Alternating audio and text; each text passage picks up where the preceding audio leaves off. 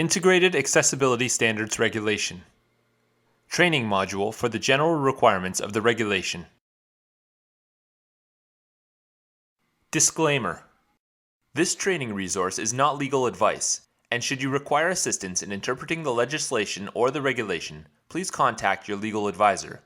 This resource has been created to assist in understanding the legislation and/or regulation, and does not replace the official version of the Integrated Accessibility Standards Regulation, Ontario Regulation 191/11, and the Accessibility for Ontarians with Disabilities Act 2005, AODA. If there is any conflict between this resource, the Integrated Accessibility Standards Regulation, and the AODA, the regulation and the AODA are the final authorities.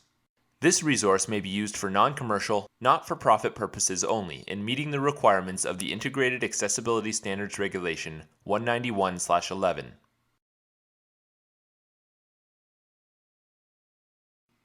The General Requirements of the IASR.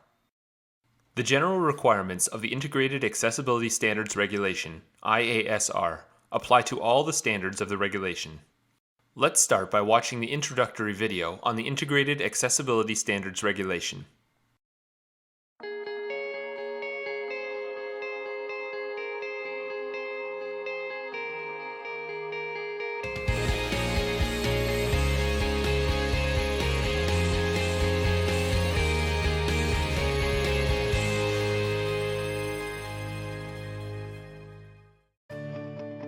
When something is developed for the first time, its design typically reflects the technology advancements or limitations of the time. As time goes on, through a process of rethinking, trial and error, we find improvements that benefit even more people. Improvements that make a thing we've created not only better, but that also make it more useful for us all. A man in a motorized wheelchair enters a restaurant and moves up to the counter.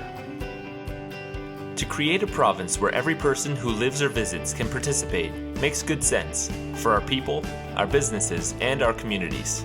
That's why we're making Ontario accessible to all. How do we do that? We do that by striving to remove barriers. Barriers to accessibility are obstacles that make it difficult, sometimes impossible, for people with disabilities to do the things most of us take for granted. Barriers aren't just physical things, such as steps into a bus or a door without a push-button opener. Information that a person can't easily access or understand can be a barrier. For example, when the print is too small on a brochure for someone with vision loss to read it. Technology, or lack of it, can prevent access. Even everyday information technology, like telephones and computers, can present barriers. Organizational barriers occur when policies, practices, or procedures don't take accessibility into account. Attitudinal barriers are about what we think or assume. For example, assuming someone with a speech impairment can't understand you. Removing barriers doesn't have to be complicated. Mostly, it takes a slight shift in perspective. Approximately 1.85 million people in Ontario have a disability. That's 15.5% of Ontario's population. As the population ages, it's expected that the number of Ontarians with a disability will increase, as will the need for accessibility. In 2005, the Government of Ontario passed the Accessibility for Ontarians with Disabilities Act, also known as the AODA. Its goal is to make Ontario accessible by 2025 by creating and enforcing accessibility standards. These standards are rules that businesses and organizations in Ontario have to follow to identify, remove, and prevent barriers, so that people with disabilities will have more opportunities to participate in everyday life. Standards address key areas of daily living, such as customer service, information and communications, and employment. Several accessibility standards are contained in one regulation under the AODA.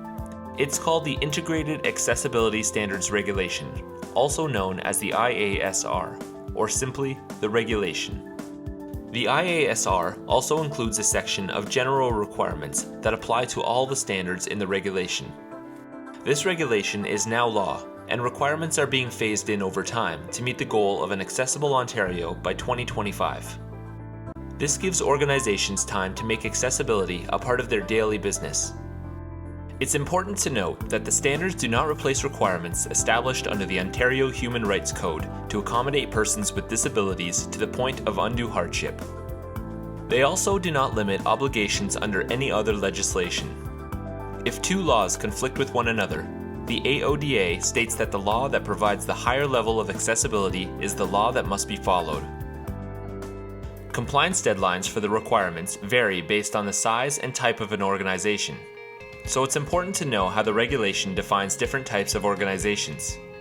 The regulation applies to every person or organization that provides goods, services, or facilities to the public or other third parties, and that has at least one employee in Ontario. Organizations are grouped into 5 classes. The Government of Ontario, including every ministry, the Office of the Premier, and the Legislative Assembly, including constituency offices of the members of the Assembly. Large designated public sector organizations with 50 or more employees, including municipalities, hospitals, school boards, colleges and universities, and public transportation organizations. Small designated public sector organizations are those with fewer than 50 employees, such as the Ontario Office of the Fairness Commissioner and some municipalities. Large organizations are those with 50 or more employees in Ontario.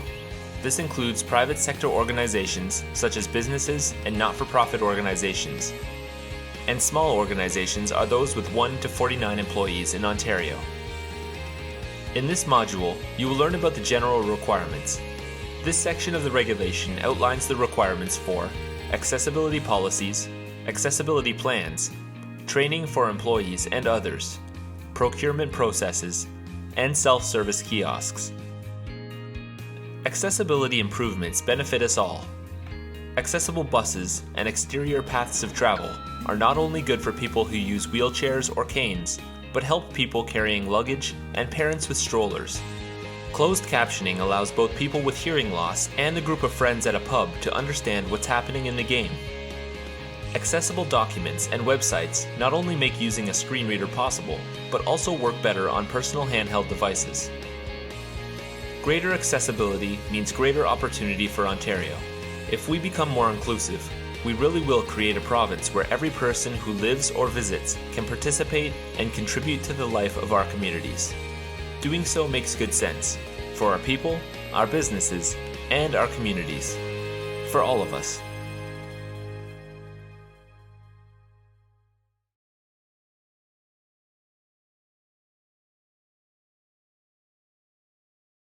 About this module. In this module, you will learn about the general requirements of the Integrated Accessibility Standards Regulation. This section of the regulation outlines the requirements for who must comply with the regulation, training for employees and others, accessibility policies, accessibility plans, procurement, and self-service kiosks. A glossary of key terms appears at the end of this module.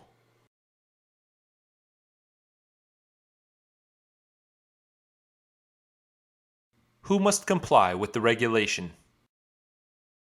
The regulation applies to organizations with at least one employee in Ontario, and that provide goods, services, or facilities.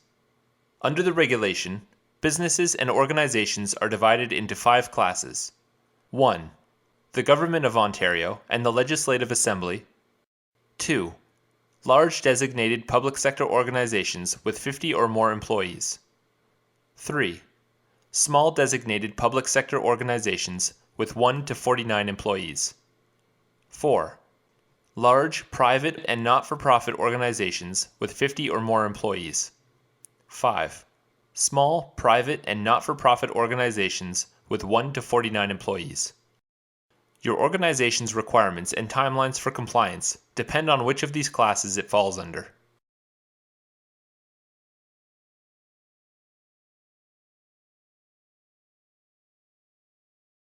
The training requirement. Organizations must provide training on the requirements of the regulation as it relates to a person's duties, and on the Ontario Human Rights Code as it relates to people with disabilities. Training must be provided to all existing and new employees and volunteers, people who participate in developing your organization's policies, other people who provide goods, services, or facilities on behalf of your organization.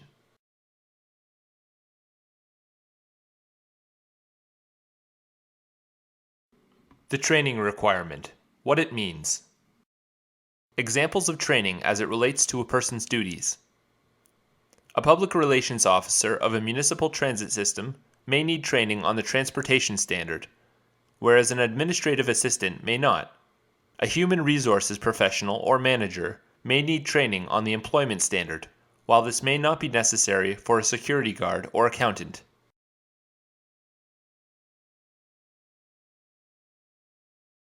Ongoing training requirements.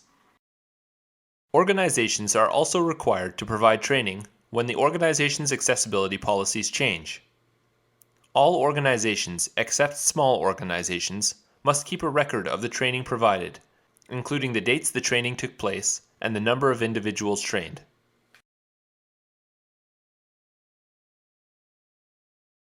Deadlines to provide training.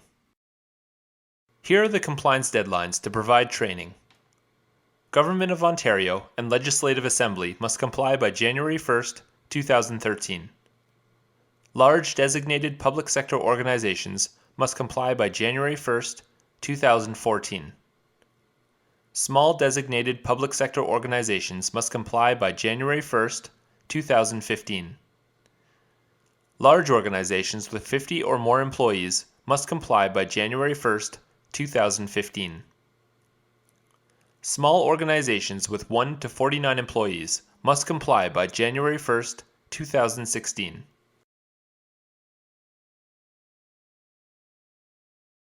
Accessibility policies.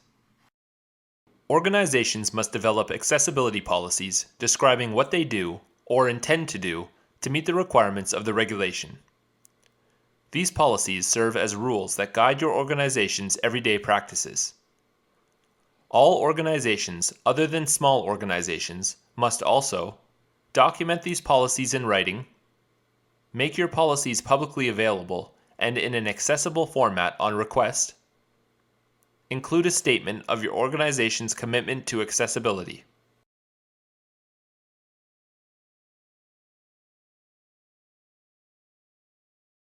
Deadlines to develop accessibility policies. Here are the compliance deadlines to develop accessibility policies. Government of Ontario and Legislative Assembly must comply by January 1st, 2012.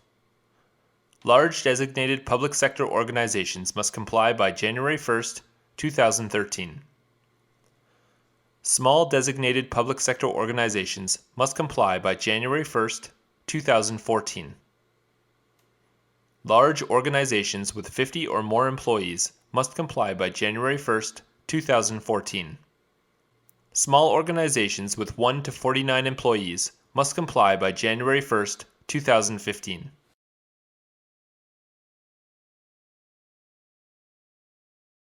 Accessibility plans. Organizations other than small organizations must develop an accessibility plan. An accessibility plan outlines the steps that your organization will take to prevent and remove barriers to accessibility and how the requirements of the regulation will be met. If you belong to an organization other than a small organization, you must establish, implement, document, and maintain a multi-year accessibility plan. Post the accessibility plan on your website if you have one, and provide the plan in an accessible format on request. Review and update the accessibility plan at least once every 5 years.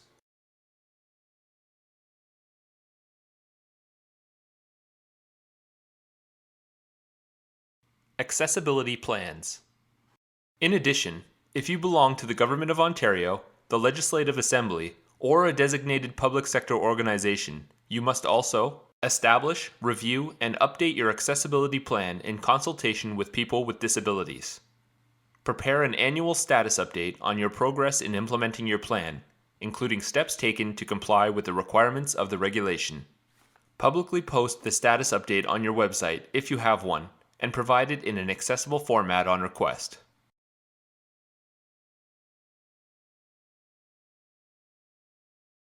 Barriers to accessibility.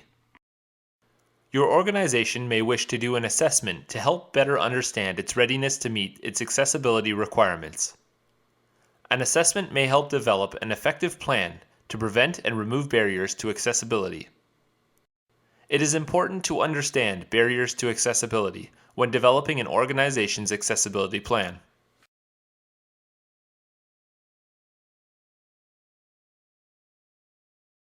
What is a barrier to accessibility?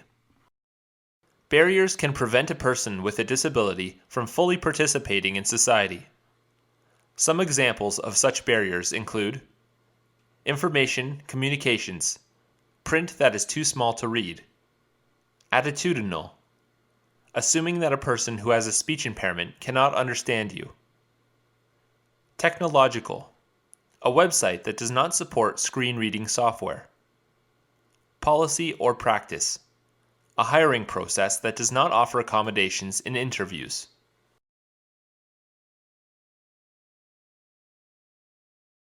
Deadlines to develop an accessibility plan. Here are the compliance deadlines to develop an accessibility plan. Government of Ontario and Legislative Assembly must comply by January 1, 2012. Large designated public sector organizations must comply by January 1, 2013. Small designated public sector organizations must comply by January 1, 2014. Large organizations with 50 or more employees must comply by January 1, 2014. Small organizations with 1 to 49 employees are not required to prepare accessibility plans.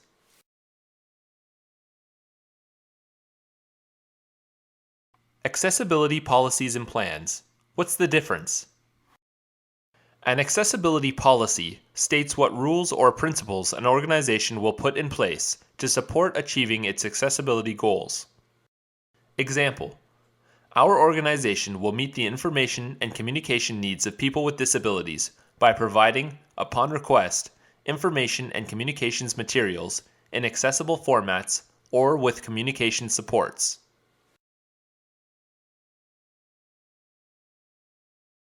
Accessibility policies and plans. What's the difference? An accessibility plan describes the actions an organization will take to prevent and remove barriers and when it will do so. An accessibility plan is an organization's roadmap for increasing accessibility. That is, the actions that support an organization's commitment to accessibility and its accessibility policies. An example of an action item in an accessibility plan could be a description of how the organization intends to meet the accessible formats and communication supports requirement of the regulation.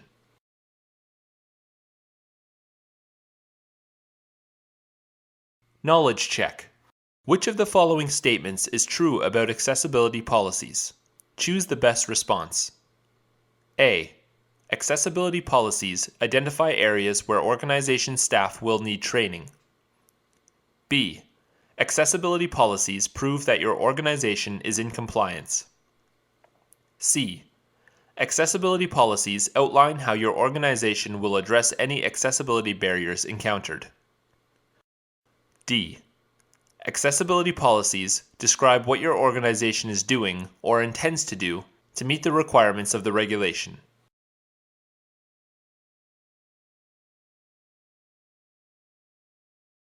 Knowledge check. Answer. The correct answer is D.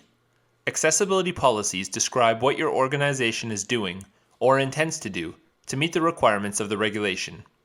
They serve as rules your organization creates that guide your everyday practices.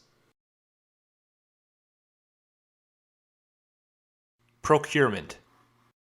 It's also important to incorporate accessibility criteria into procurement and buying practices. Doing so can make a significant impact on preventing new accessibility barriers and addressing existing ones.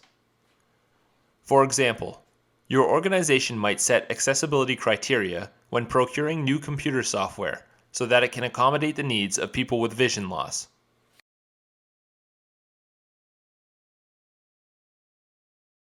Procurement requirements. Who must comply? This requirement applies to the Government of Ontario, the Legislative Assembly, and designated public sector organizations, which must incorporate accessibility design, criteria, and features in procurement, except where it is not practicable to do so. For example, when older products and newer ones being procured are technologically incompatible. Provide an explanation, on request, as to why accessibility design, criteria, and features were not practicable to incorporate into the procurement. For example, when accessible goods, services, or facilities are not available.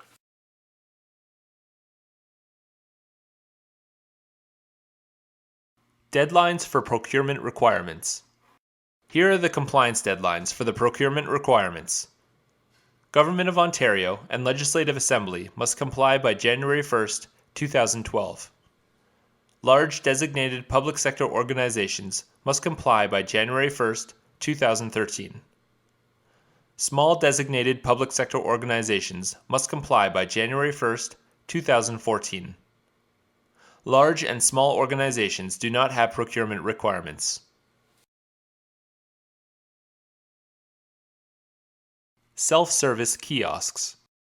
A self-service kiosk is an interactive electronic terminal, such as a point-of-sale device you use at a grocery store checkout or to pay for a fare or parking. People with disabilities should be able to use a self-service kiosk as independently and securely as possible.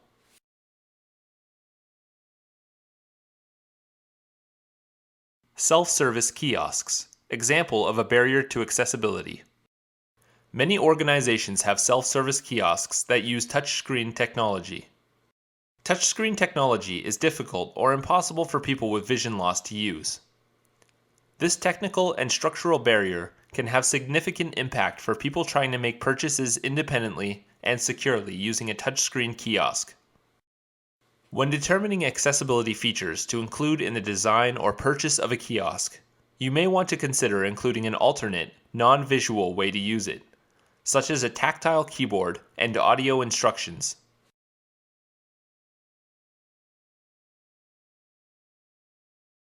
Self-service kiosk requirements. Who must comply? The Government of Ontario, the Legislative Assembly, and designated public sector organizations must incorporate accessibility features when designing, procuring, or acquiring self-service kiosks. Large and small organizations shall have regard for people with disabilities when designing, procuring, or acquiring self-service kiosks. This means organizations must consider what accessibility features they could build into their kiosks to best meet the needs of their customers and clients.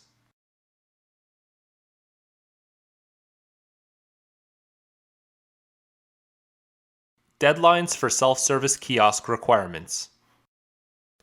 Here are the compliance deadlines for the self-service kiosk requirements. Government of Ontario and Legislative Assembly must comply by January 1st, 2012.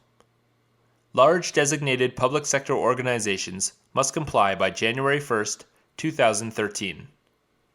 Small designated public sector organizations must comply by January 1st, 2014. Large organizations with 50 or more employees must comply by January 1st, 2014. Small organizations with 1 to 49 employees must comply by January 1st, 2015. Knowledge check. Which of the following are small organizations required to do? Choose the best response. A. Incorporate accessibility design, criteria, and features when procuring or acquiring goods, services, or facilities, except where it is not practicable to do so. B. Incorporate accessibility features when designing, procuring, or acquiring self-service kiosks. C. Keep a record of the training provided on the standards, including the dates that training took place and the number of individuals trained. D. Have regard for people with disabilities when designing, procuring, or acquiring self-service kiosks.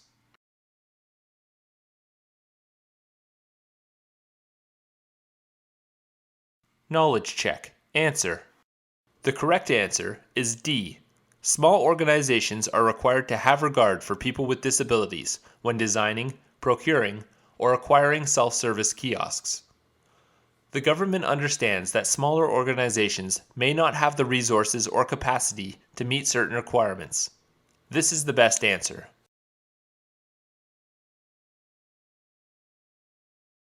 Summary. You have now completed the General Requirements module.